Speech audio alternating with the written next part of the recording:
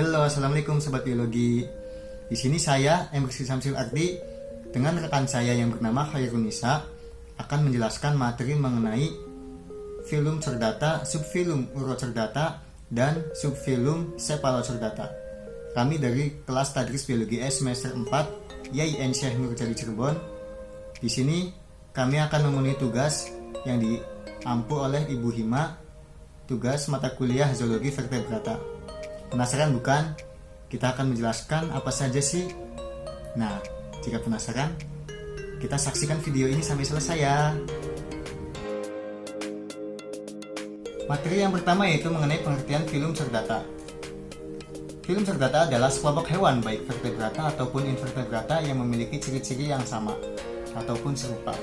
Sekelompok ini biasanya memiliki notochord, tali dorsal yang berongga, celah faring, dan ekor yang melewati anus.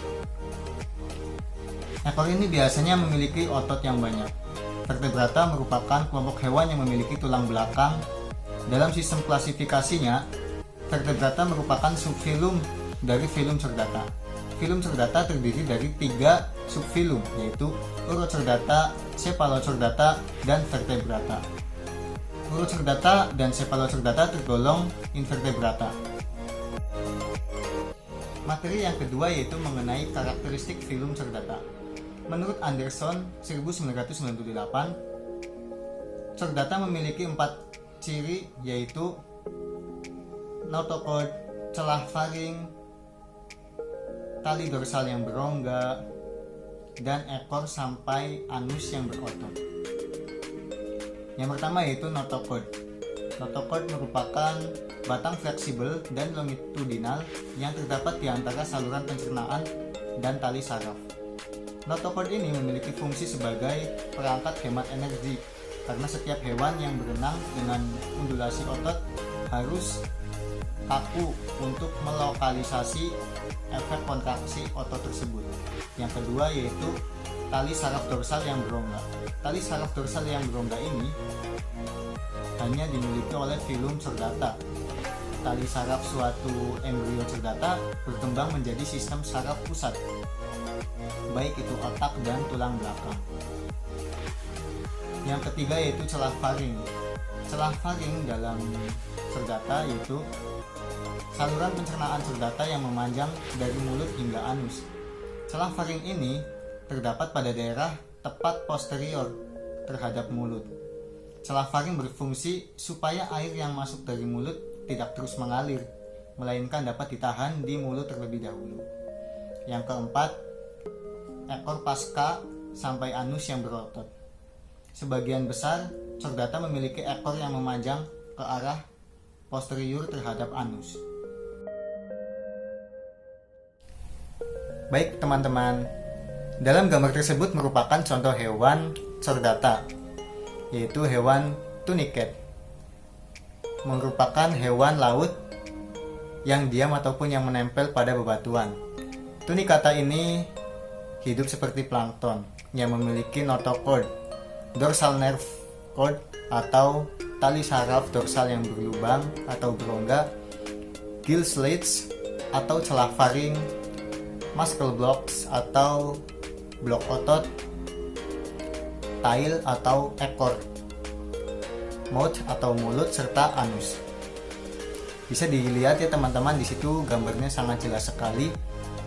Bisa dipahami, di situ banyak gambaran-gambaran dalam hewan tunicat itu.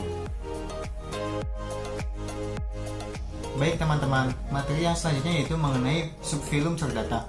Subfilum yang pertama yaitu subfilum urochordata.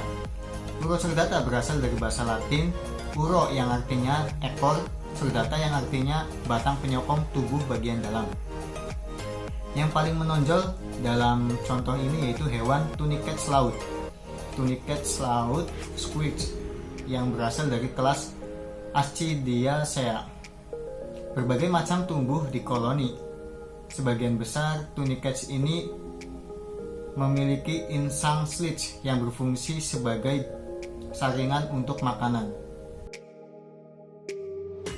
Struktur dan fungsi anggota tubuh urochordata.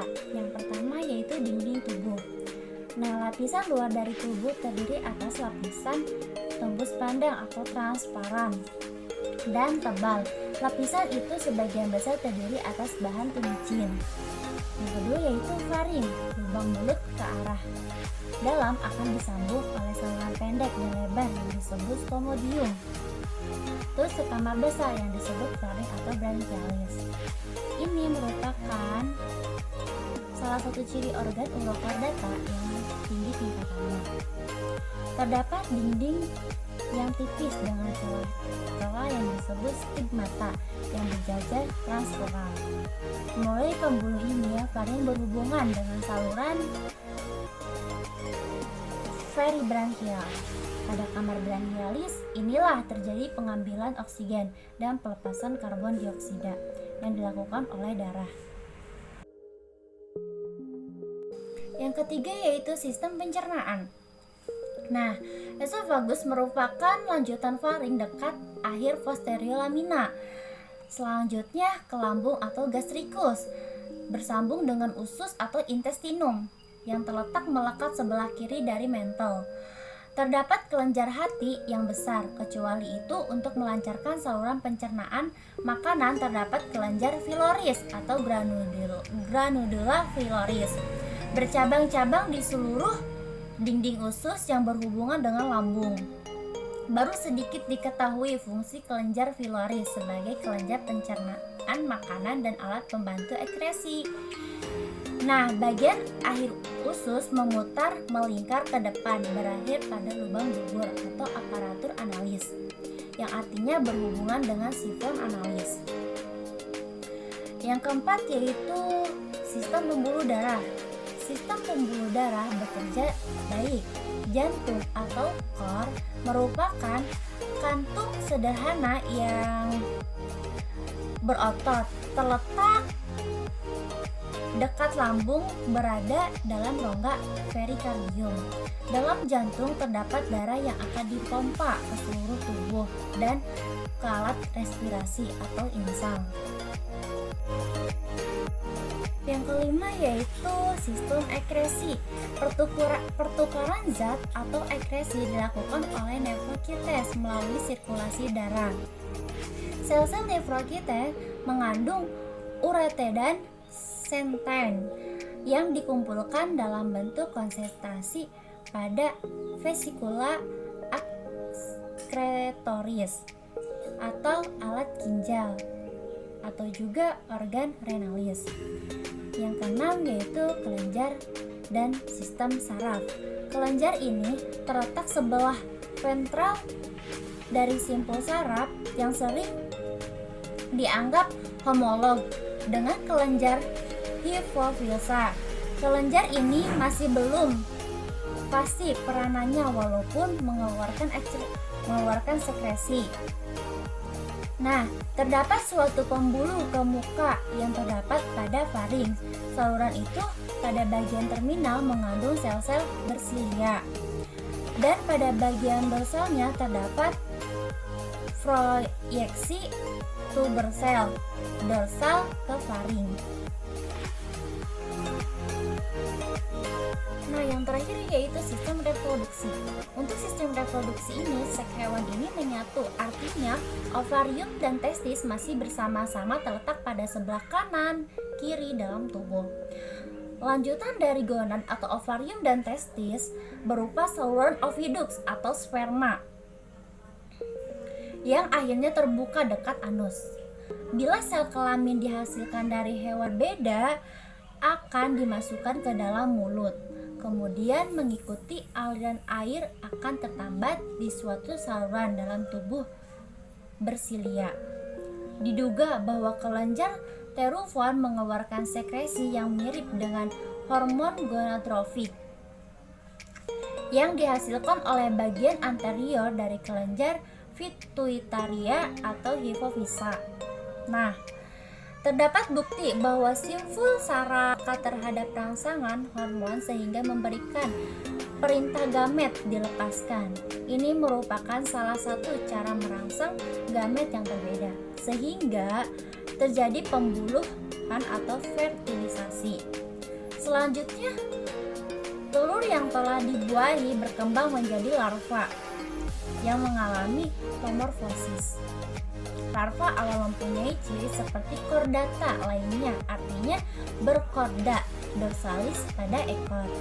Yang selanjutnya mengalami rudimentasi sehingga hewan yang dewasa tidak mempunyai korda dorsalis lagi. Nah, di samping ini adalah bagian struktur dari urochordata. Selanjutnya yaitu subfilum Cephalochordata. Cephalochordata berasal dari bahasa Yunani kephale, yang artinya kepala.